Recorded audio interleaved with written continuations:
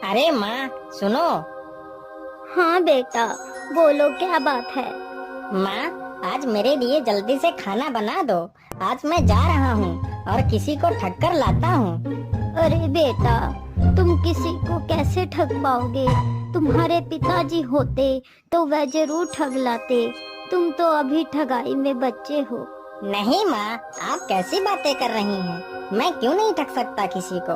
एक ठग का बेटा ठग ही तो बनता है। बस आप जल्दी से मेरे लिए खाना बना दो। फिर बिरजू किसी धनी सेठ की तरह पोशाक पहनकर तैयार हो जाता है। अच्छा माँ, अब चलता हूँ।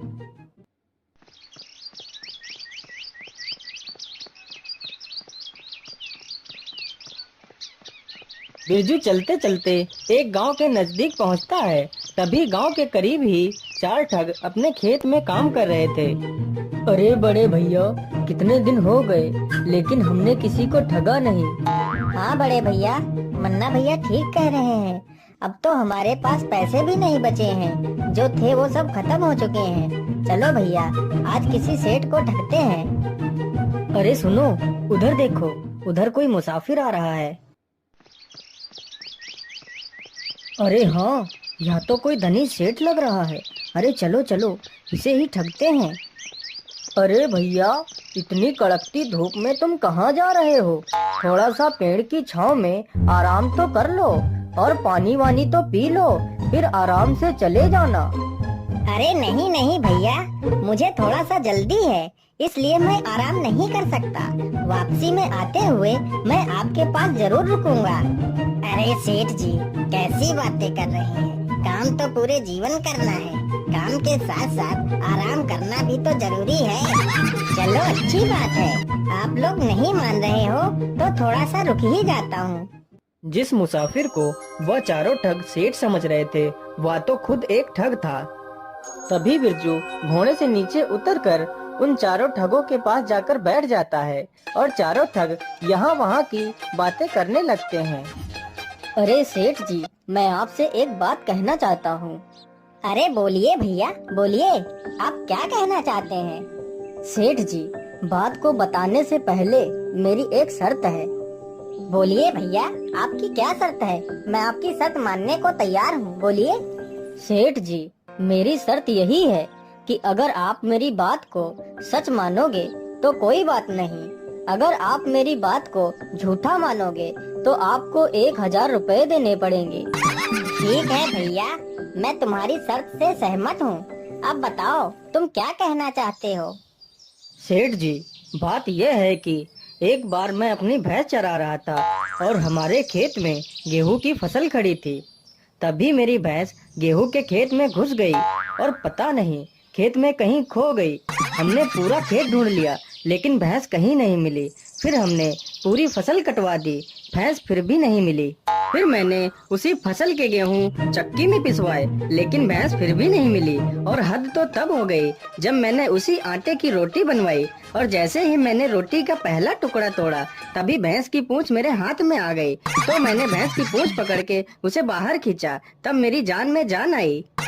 लेकिन भैया, आज तक मैंने यह बात जिससे भी बताई है उसने मेरी बात को झूठा ही बताया है। अब तुम ही बताओ, यह बात झूठी है या सच्ची है? अरे यह तो मुझे ठगना चाहता है, लेकिन बच्चों, मैं भी ठग का बेटा हूँ।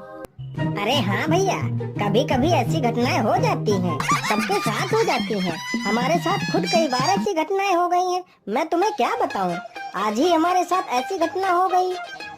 अरे सेठ जी, आपके साथ ऐसी क्या घटना हो गई?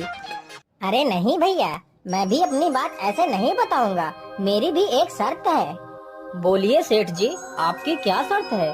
हम आपकी शर्त मानने के लिए तैयार हैं। अरे भैया, शर्त वही है, अगर तुम लोग मेरी बात को झूठा मानोगे तो तुम चारों को 1000 रुपए देने पड़ेंगे, और अगर सच मानोगे तो कोई बात नहीं। हाँ हाँ ठीक है, हमें तुम्हारी शर्त मंजूर है। बताओ क्या बात थी?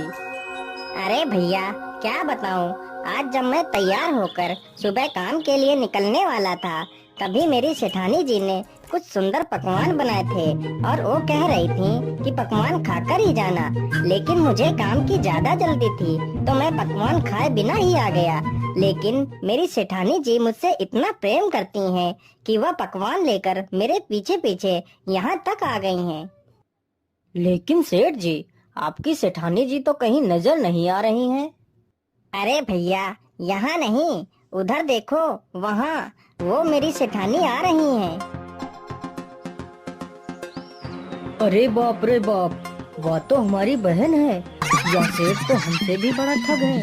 अब क्या करें?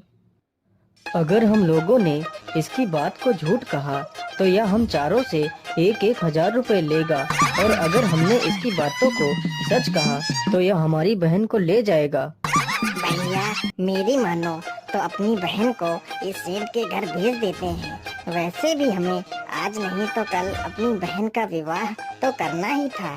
वैसे भी यह सेठ अपनी बहन को खुशी रखेगा, और अगर इसकी बात को हम झूठ बोलेंगे तो हमें 4,000 रुपए देने पड़ेंगे। हाँ, अपनी बहन को इस सेठ के साथ भेज देते हैं, और सेठ के घर में जितना भी माल खजाना होगा वह सब हमारी बहन लेकर भाग आएगी। अरे, तुम आ गई। मैं कितनी देर से तुम्हारा इंतजार कर रहा हूँ। अरे तुम कौन हो? मैं तो तुम्हें जानती तक नहीं। अरे मेरी प्यारी बहन, ये तुम्हारे पति हैं। तुम्हारा विवाह इनके साथ बचपन में ही हो गया था। अब जाओ बहन, तुम इनके साथ जाओ, हम लोग तुम्हें जल्दी ही लेने आएंगे। अच्छा मेरे प्यारे सालों, अब मैं चलता हूँ। अरे भैया, या तो हमारी बहन को ही ठग ले गया।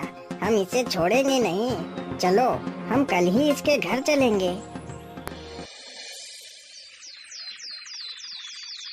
अगले ही दिन चारों ठग अपनी बहन को लेने के लिए चल देते हैं।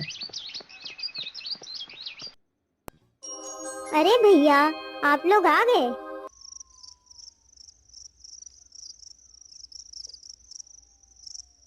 फिर बिरजू उन सब की खूब मेहमान नवाजी करता है। अरे बड़े भैया, जल्दी से उठो, सभी लोग सो गए हैं। चलो, हम लोग इस सेठ को रस्सी से पलंग में बांधकर इसे नदी में फेंक देते हैं, और इसके घर का सारा सामान लेकर और अपनी बहन को लेकर अपने घर वापस चले जाएंगे। फिर चारों ठगों ने उस बिरजू को सोते हुए ही पलंग में बांध दिया, और रात में ही उसे लेकर निकल पड़ते हैं। उन्हें चलते चलते रात से सुबह हो जाती है। अरे भैया, मैं तो इस पहाड़ को उठाते उठाते थक गया हूँ। चलो, इसी पेड़ के नीचे थोड़ा सा आराम कर लेते हैं। फिर वे चारों पलंग को नीचे रख देते हैं और वहीं पर सो जाते हैं। तभी एक चरवाहा अपनी भैंसों को चराते चराते वहीं पर आ जाता है।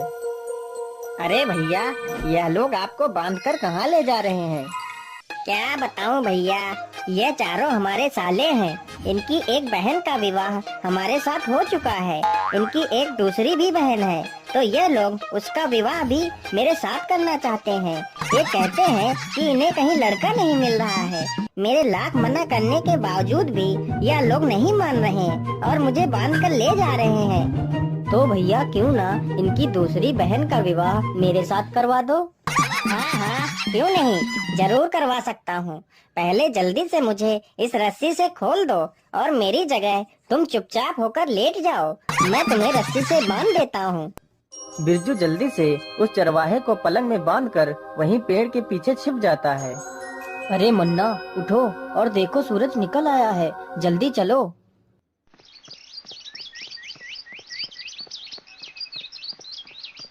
फिर वह चारों उसे उठाकर नदी पर पहुंच जाते हैं। उधर बिरजू उस चरवाहे की सारी भैंसें अपने घर ले जाता है।